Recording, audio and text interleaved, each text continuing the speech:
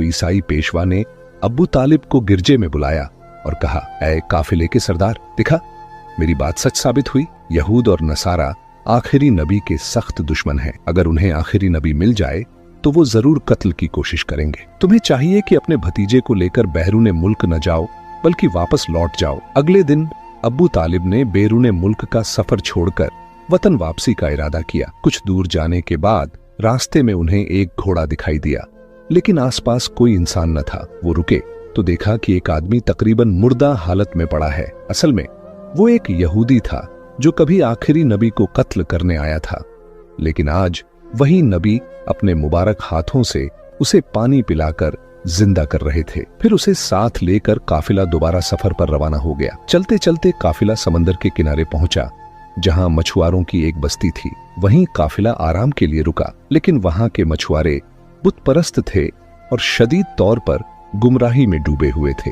अब्बू तालिब अचानक एक जगह पहुंचे जहां देखा कि कुछ मछुआरे बुत परस्ती में मशगूल हैं। उन्होंने उनमें से एक से पूछा, प्यारे भाइयों, तुम इस तरह बुत परस्ती क्यों कर रहे हो? उस शख्स ने जवाब दिया, हमारी जाल में कई दिनों से मछली नहीं आ रही, लिहाजा हमने समंदर के देवता को खुश करने के लिए ये पूजा का इंतजाम किया है। उधर नबी करीम सल्लल्लाहु अलैहि वसल्लम ने देखा कि एक बड़ी मूर्ति के पास एक माँ और उसके छोटे बच्चे को जंजीरों से बांधा गया है।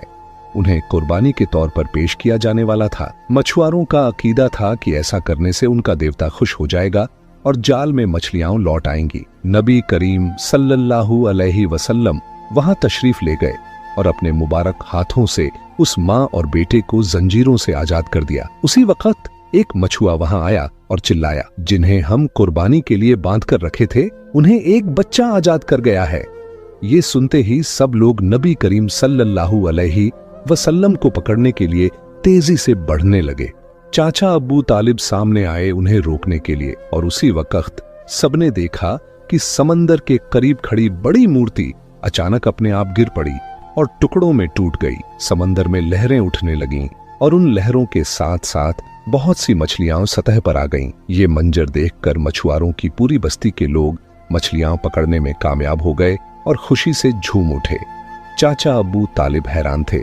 दरअसल उसी वक्त नबी करीम सल्लल्लाहु अलैहि वसल्लम समंदर के किनारे खड़े होकर अल्लाह ताला से दुआ कर रहे थे। उनकी दुआ की बरकत से अल्लाह ताला ने उस बस्ती को मछली अता फरमाई।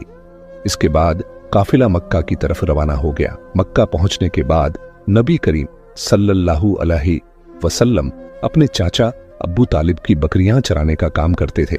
एक